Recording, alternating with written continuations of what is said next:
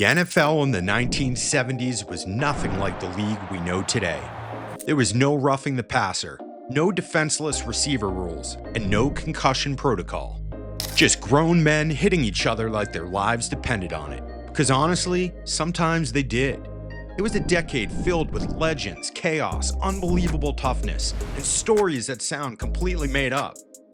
We're diving into the wildest stories from the NFL's most violent decade, a time when football was raw, brutal, unfiltered, and absolutely unforgettable. Let's get into it. We start with the most famous and maybe the strangest play in NFL history, the immaculate reception. December 23rd, 1972, Steelers vs. Raiders, Pittsburgh trailing late, 4th and 10. Terry Bradshaw fires a pass that ricochets off a defender, and somehow rookie running back Franco Harris scoops it inches from the turf and races into the end zone. Even today, people argue about whether it hit the ground, who it bounced off of, and whether it should have counted at all. At that moment, that one unbelievable play, it launched the Steelers dynasty, and it set the tone for the rest of the 1970s. Chaotic, physical, dramatic football. Imagine being so physical and good at your job that the league literally changes the rules because of you. That was Mel Blount. At 6'3", 205 pounds, he bullied wide receivers like they were middle schoolers. He'd throw them into the dirt at the line of scrimmage, choke them off the route, and then stay glued to them all game. In 1975, he won Defensive Player of the Year and held receivers to just about one catch per game.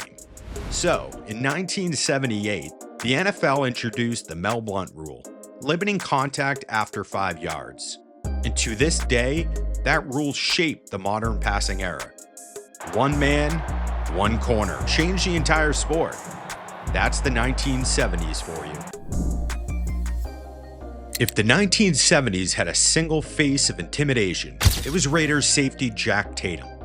Tatum didn't just hit people, he ran through them with force. He's responsible for some of the hardest hits in NFL history, including the collision with Darryl Stingley in a preseason game that left Stingley paralyzed, one of the most tragic moments the game has ever seen. But it wasn't just that hit. Ask any offensive player from that era who they feared the most, and Jack Tatum is at the top of the list. He embodied the decade's brutality, for better and for worse. If you're enjoying this deep dive into the NFL's wildest era, do me a favor and hit that like button. It really helps the channel grow. And if you love NFL history, make sure to subscribe to Pro Kickoff US so you don't miss the next video. Alright, back to the stories. Before you laugh, remember something. Jim Marshall wasn't just some fringe player who made one memorable mistake. He was one of the toughest dudes of his era. 282 straight games. That's not just durable. That's borderline insane. And a founding member of the Purple People Eaters, a defensive front that treated quarterbacks like unwanted furniture. The guy was an absolute warrior. But yeah, he's also the guy remembered for picking up a fumble and running the wrong way. It was late October 1964. The ball pops loose and Marshall scoops it up and takes off. And when I say he ran, I mean he ran. 66 yards of celebration brewing in his head. Fans are screaming, teammates are chasing him, and Marshall's thinking, man, I just changed this game. Except he didn't. He crossed the goal line, spiked the ball, and proudly added 2 points for the other team. If only they mic'd up players like they did today, it would have been hilarious. They say a teammate finally walked up and said something like, Jim, buddy, nice run, but wrong direction. He was embarrassed, sure, but here's the part people forget. He didn't pout, he didn't quit, he didn't demand a trade or post a Notes app apology. Jogged back out there and kept playing like nothing happened. That was the 1970s in a nutshell. Make a mistake, get roasted on the sideline, laugh it off, then go hit somebody on the next play. No team in football loved chaos more than the 1970s Raiders, and no play represents them better than the Holy Roller. With the Raiders trailing late in 1978, Ken Stabler was about to get sacked, so he accidentally flipped the ball forward. It rolled towards the goal line, and 2 Raiders accidentally slapped it even further. Dave Casper finally fell on it in the end zone. Touchdown, Raiders win.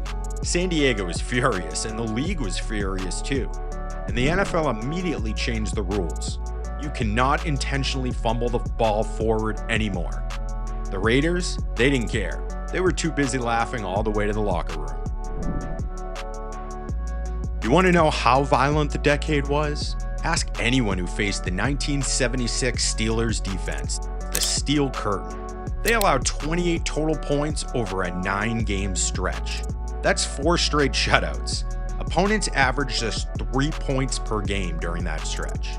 They had Mean Joe Green, Jack Lampert, Jack Ham, Mel Blount. It was a nightmare come to life.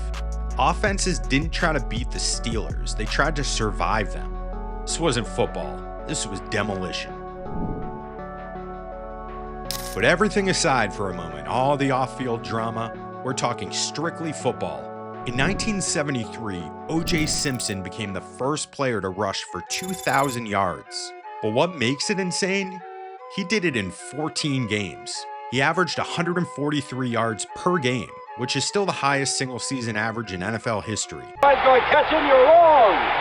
O.J. Simpson, 75 yards. And when you watch the tape, the hits he took were unreal. Defenders launched themselves like they were trying to knock him out of the stadium. And no running back embodied the 1970s more than O.J. Simpson on the field. Explosive, tough, and unstoppable. The head slap was one of the most dangerous and effective pass rushing moves ever invented. Deacon Jones created it in the late 1960s, but the 1970s perfected it. Imagine a 260-pound defensive end smacking you upside the helmet as hard as he could. Today, he'd be ejected, fined, and suspended. Back then, it was a coaching point. The NFL eventually banned it in 1977, but for most of the decade, the head slap was cheat code, and offensive linemen were the ones paying the price. Ken Stabler isn't done showing up on this list. The man was a walking novella of 1970s football. In the 1977 playoffs, he launched a perfect deep throw to tight end Dave Casper, who tracked it over his shoulders, set up a game-tying field goal. The play was so smooth, so iconic, they named it Ghost to the Post. It's one of the greatest clutch plays ever, and one that perfectly captures the era. We can't talk about the 1970s NFL without mentioning Jack Lampert. He looked like he came straight out of a biker gang. Missing teeth, long arms, intense stare. He once said, "If I had to play defense like they do now, I'd consider another line of work." Opponents said getting tackled by Lampert felt like getting hit by a steel beam. He symbolized everything the 1970s NFL stood for: toughness, violence, intensity, winning at all costs. If you built a 1970s football player in a lab, you'd probably get Jack Lampert. The 1970s were absolutely brutal for wide receivers. Defensive backs could shove you, choke you, drag you, slam you, even knock you over. And that's why passing stats from that decade look tiny today. It wasn't just because quarterbacks were bad, it was because receivers needed a miracle just to get into their routes.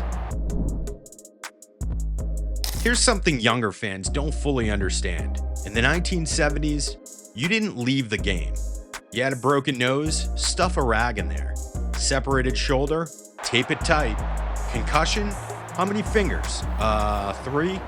Close enough, get back out there. Players weren't tougher by choice, they were tougher because the sport demanded it.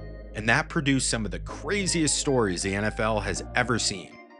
The 1970s NFL was a different world, a decade where the hits were harder, the stories were wilder, and the players were built from something we might never see again. Some of it was legendary, some of it tragic, but all of it shaped the NFL we watch today. Thanks for watching Pro Kickoff US. Make sure to like, comment, and subscribe, and tell us which NFL story you want next. See you on the next one.